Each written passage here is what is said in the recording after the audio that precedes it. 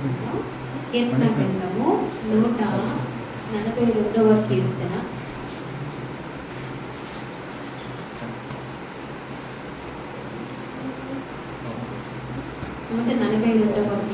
మొదటి వచనం. నేను ఎలుగెత్తి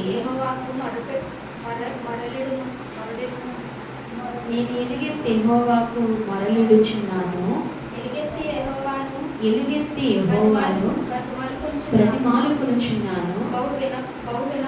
బహు వినయముగా ఆయన సన్నిధిని నేను మొరపెట్టుచున్నాను.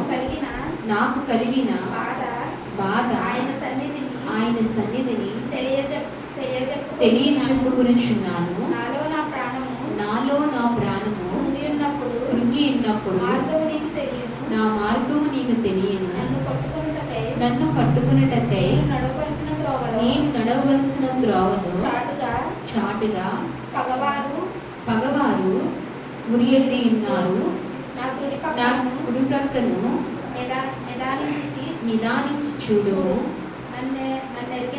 నన్ను ఎరిగిన వాడు ఒక్కడును నాకు లేకపోయెను. ఆశ్రయం ఏదియో నాకు దొరకలేదు. నా ఎడల జాలిపడవాడు ఒక్కడును లేడు. యెహోవా నీకే నేను మొరపెట్టుచున్నాను. నా ఆశ్రయదుర్గము నీవే. సజీవులున్న భూమి మీద నా స్వాస్థ్యము నీవే అని నేను అనుకుంటుని. నేను చాలా కృంగి ఉన్నాను. నా మొర విని చెవియొక్కుము. నన్ను తరుము వారు నాకంటే బలిష్ఠులు. వారి చేతిలో నుండి నన్ను విడిపింపుము. నేను నీ నామమును కృతజ్ఞతాస్తుతులు చెల్లించినట్లు సరసాలలో నుండి నా ప్రాణము తప్పించుము. అప్పుడు నీవు నాకు మహోపకారము చేసి ఉండుటను చూచి నీతిమంతుని నన్ను బట్టి అతిశయపడదురు. చిన్న ప్రార్థన. పరిశుద్ధుడానికి వందనాలు ప్రభువా. చదవబడిన వాక్యాన్ని విరిచి మాట్లాడించండి. దాన్ని సంపూర్ణంగా మీ సిలువ చాటు బయలుపరచుకోండి. చేరువచ్చిన మమ్మల్ని అందరినీ మీరు బహుగా దీవించి ఆశ్రదించి మమ్మల్ని వాక్యపు నీడలో మమ్మల్ని పెంచి నడిపించమని అయా నీ కృపను మాకు అనుగ్రహించమని స్తుతించి ప్రార్థించి యేసయ్య నామమున అడిగి వేడుకుంటున్నాము తండ్రి. ఆమేన్. కీర్తన గ్రంథంలో దావీదు రాస్తున్న కీర్తన. దావీదు పలుకుతున్న మాట, నేను ఎలుగెత్తి యెహోవాకు మరలిడుచున్నాను. ఎలుగెత్తి యెహోవాను బ్రతిమాలుకొనుచున్నాను. దావీదు ఏమంటున్నాడంటే, నేను ఎలుగెత్తి యెహోవాకు మొరపెట్టుచున్నాను. ఎలుగెత్తి మొరపెడుచున్నాడంటే ఎవరు? దావీదుకి ఏం అవసరం? అసలు దావీదుకి ఏమైనా పదం ఉందండి? దావీదుకి ఏం తక్కువైనా డబ్బు అవసరమా?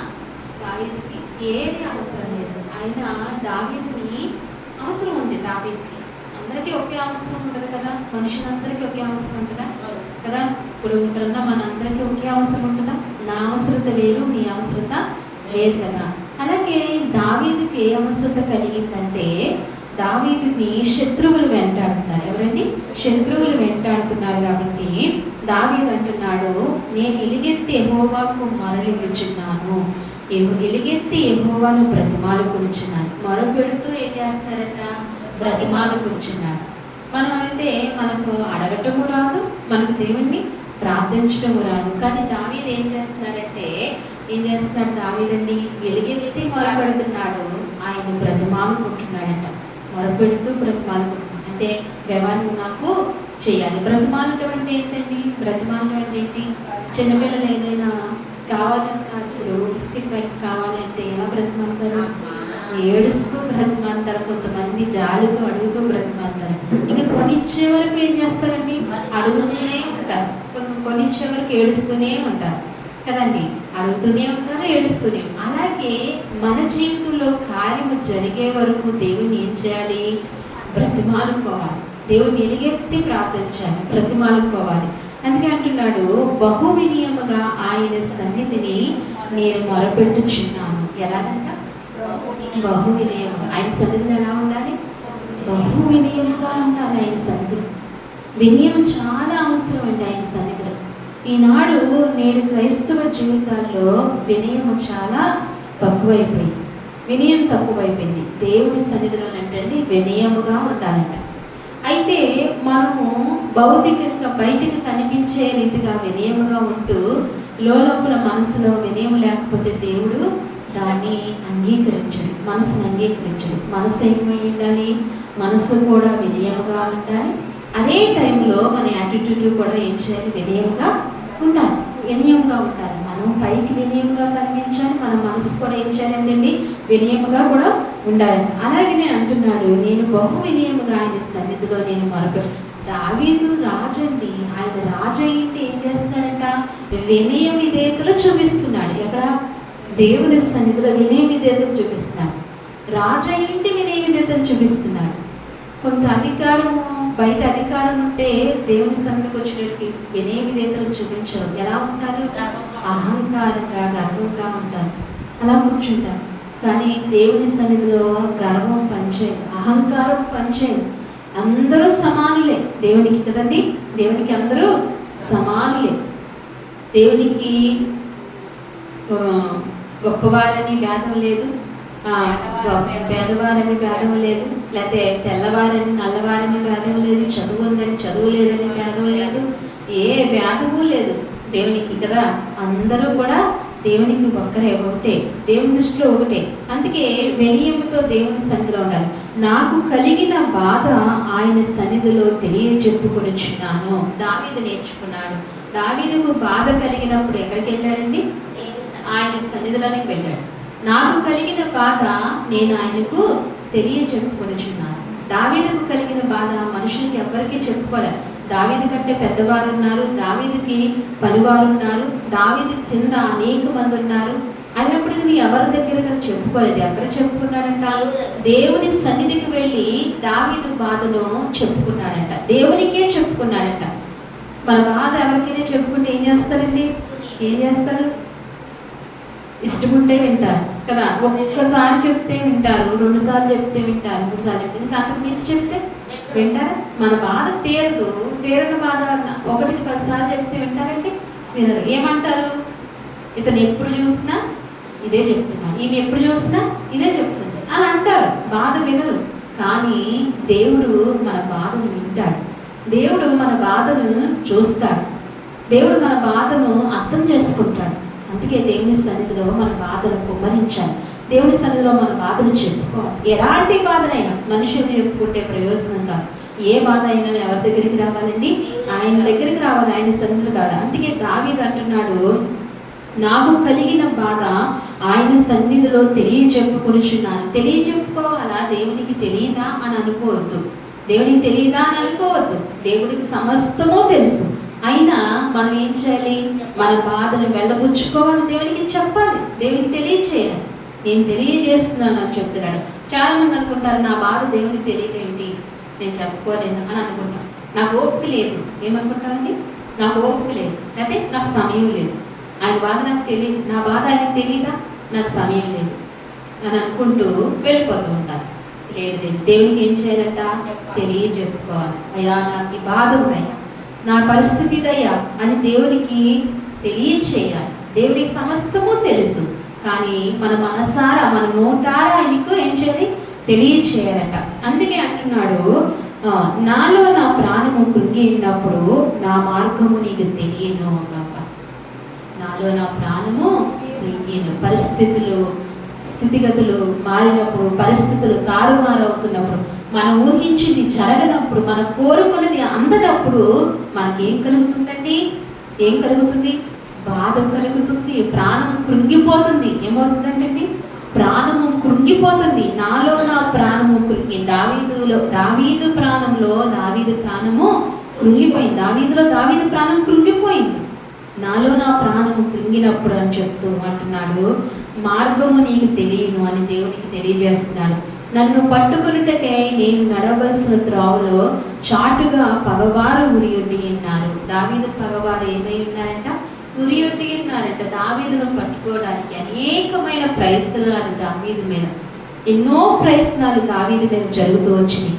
నన్ను ఎరిగిన వారు ఒక్కడును నాకు లేకపోయేను. ఏమంటున్నాడండి? దావీదు తరమబడినప్పుడు దావీదుని ఎరిగిన వాడు ఎవరు? ఒక్కరును కూడా లేకపోయారంట. అప్పుడు దావీదును ఆదుకున్న వారు ఎవరు? దావీదుని ఎరిగిన వాడు ఒక్కడునూ లేకపోయారు. అంటే దావీదును ఆదుకునే వాళ్ళు ఒక్కడునూ లేరు, దావీదును అర్థం చేసుకునే వాళ్ళు ఒక్కడునూ లేరు. అందుకే దావీదు అంటున్నాడు, ఏమంటున్నాడంటే నన్ను ఎరిగిన వాడు ఒక్కడును నాకు లేకపోయిను, ఆశ్రయం ఏదియో నాకు దొరకలేదు. ఏమంటున్నాడండి? ఆశ్రయం ఏది నాకు దొరకలేదు. దావీదు పరిగెట్టి వెళ్తున్నప్పుడు, లేదా దావీదు శత్రువుల చేత తరమబడుతున్నప్పుడు ఆశ్రయం ఏది కూడా దావీదుకు దొరకలేదంట. ఆశ్రయం ఏది ఈనాడు నిజంగా మానవ జీవితాలలో కూడా, మన జీవితాల్లో కూడా అనేకమైన కష్టాలు కలుగుతున్నప్పుడు మనకు ఆశ్రయం లేదు. ఏమి లేదండి? ఆశ్రయం దొరకట్లేదు మనకు. మనం ఆశ్రయించడానికి అవకాశం లేదు ఈ లోకంలో.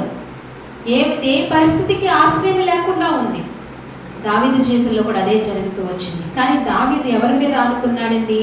దేవుని మీద ఆనుకుంటూ వచ్చాడు. ఆశ్రయం ఏది నాకు దొరకలేదు, నా ఎడల జాలిపడేవాడు ఒక్కడునూ లేడు. ప్రాణము కృంగిపోయినప్పుడు, ప్రాణం అలసిపోయినప్పుడు, వేసారిపోయినప్పుడు, సమస్య తీరనప్పుడు, కష్టం మీదకి వచ్చినప్పుడు, అనుకున్నది జరగనప్పుడు, ప్రాణం ఎంతగా సొమసిలిపోయినప్పుడు ఏమనుకుంటున్నానంటే, నా ఎడల జాలిపడేవాడు ఒక్కడును లేడు అనిపిస్తుందా లేదా? అనేక పరిస్థితులు అనిపిస్తుందా లేదా? నా మీద ఎవరూ జాలిపడట్లేదు అనిపిస్తుందా లేదా? నా మీద నా బంధువులు జాలిపడట్లేదు, నా మీద వాళ్ళకి జాలి లేదేంటండి అని అనుకుంటామా లేదా? ఖచ్చితంగా అనుకుంటాం కదా. ఎన్నో మన పోరాటాలు, జీవిత యాత్రలో ఎన్నో పోరాటాలు జరుగుతూ వచ్చింది కదా. ఎన్నో పోరాటాలు జరుగుతాయి. ఆ పోరాటాలను అనుకున్నామా లేదా? నా మీద జాలిపడే వారు ఎవరైనా ఇంట్లో తిడుతుంటే ఏమన్నా, నా మీద జాలి లేదా మీకు? ఏమంటామండి? నా మీద జాలి లేదా? వాళ్ళకి జాలి పుట్టదు, జాలి ఉండదు వాళ్ళకి. మళ్ళీ ఏమంటారు? తిడతారు, ఏదో చేస్తారు, జాలి ఉండదు వాళ్ళకి. కానీ మనకేమనిపిస్తుంది? మనకేమనిపిస్తుంది? నా మీద జాలి లేదా, నా మీద దయ లేదు, ఇంత చేసినా నా మీద జాలి లేదా అని అనిపిస్తుంది. ఏంటండి? ఇంత చేసినా నా మీద జాలి లేదా, ఇంతలాగా నిన్ను ప్రేమించినా నా మీద జాలి లేదా, ఇంతలా నిన్ను గణపరిచినా నా మీద జాలి లేదా అని అనేకమైన పరిస్థితులు అనిపిస్తుంది. దావీదు జీవితంలో కూడా అదే అనిపించింది. దావీదుకి ఒక్కరు కూడా జాలి పడేవాడు లేరంట. అందుకే దావీదు అనుభవపూర్వకంగా అంటున్నాడు, నా ఎడల జాలి పడేవాడు ఒక్కడును లేడు. యెహోవా నీవే, నేను మొరపెట్టుచున్నప్పుడు నా ఆశ్రయ దుర్గము నీవే. నేను మొరపెట్టుచున్నప్పుడు యెహోవా, నేను మొరపెట్టుచున్నప్పుడు నా ఆశ్రయ దుర్గము నీవే. ఈ మాట ఎప్పుడు మనం జ్ఞాపకం పెట్టుకోవాలి. ఏ కష్టము మనకి కలిగినా, ఏ నష్టము కలిగినా, ఏ అవసరత కలిగినా, యెహోవా నీవే నాకు ఆశ్రయ దుర్గము. మన ఆశ్రయ దుర్గం ఎవరండి? ఆయనే. యెహోవా నీవే నా ఆశ్రయ దుర్గము అని ఖచ్చితంగా మనం దావీదు ప్రార్థన జ్ఞాపకం పెట్టుకుని, దావీదు ఏ మనస్సు కలిగి ప్రార్థించాడో ఆ మనసుతో మనం ప్రార్థిస్తే కనుక మన పరిస్థితుల్లో, మన కష్టంలో, మన నష్టంలో మనకి ఎవరవుతాడండి? ఆయన ఆశ్రయం అవుతాడు. మనకు ఆశ్రయం అవుతాడు. ఎలాంటిదైనా భూమి మీద ఏ పరిస్థితి ఎదుర్కొన్నా మన ఆశ్రయ దుర్గం ఎవరండి? ఆయనే. అందుకే దావీదు ఆయన దగ్గరకు వెళ్తూ వచ్చాడు. అందుకే సజీవులున్న భూమి మీద నా స్వాస్యము నీవే అని నేను అనుకుంటుంది. సజీవులున్న భూమి మీద నా స్వాస్యము నీవే అని అనుకుంటుంది. దావీదు స్వాస్యం ఎవరు అనుకున్నాడండి? యెహోవానే అనుకున్నాడు. నా స్వాస్యము ఆయనే అనుకున్నాడు. ఈరోజు మనం కూడా ఆయనే అనుకోవాలి. నేను చాలా కృంగి ఉన్నాను, నా మొర చెవియొక్కము. ఏమంటున్నాడండి? నేను చాలా కృంగి ఉన్నాను, నేను చాలా కృంగిపోయి ఉన్నాను, నా మొరకు చెవియొక్క అయ్యా అంటున్నాడు దావీదు. ఈరోజు ఈ రాత్రికాల సమయంలో ఎవరైనా కృంగిపోయిన పరిస్థితిలో ఉంటే కనుక దేవుణ్ణి అడగండి. ఏమని?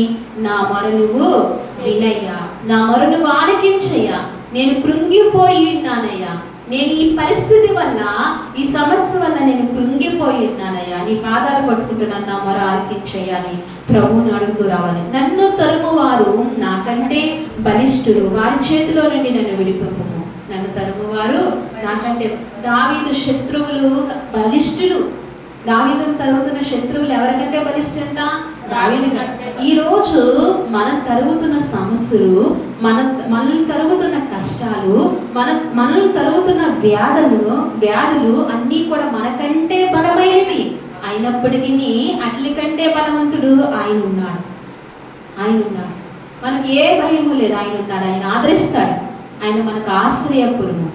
నువ్వు అనుకోవచ్చు, నా వల్ల అవదేమో, ఎవరి వల్ల అవదేమో, నాకు ఈ పని జరగదేమో, నాకు ఈ కార్యము జరగదేమో అని అనుకుంటున్నావేమో, దేవుడు బలమైన దేవుడు, మన చేతిలో గొప్ప కార్యం చేస్తాడు. అందుకే అంటున్నాడు, నన్ను తరుము వారు నాకంటే బలిష్ఠులు, నాకంటే బలిష్ఠులు, వారి చేతిలో నుండి నన్ను విడిపింపము, ఈ పరిస్థితుల నుండి నన్ను విడిపింపము దేవా అని ఒక్కసారి దేవుని సన్నిధిలో అడిగితే, మనసారా నీకు ఇచ్చిన మనసారా దేవుడు ఆశించిన మనసుతో నువ్వు అడిగితే కనుక ఈ కార్యం నీ జీవితంలో ఖచ్చితంగా జరుగుతుంది.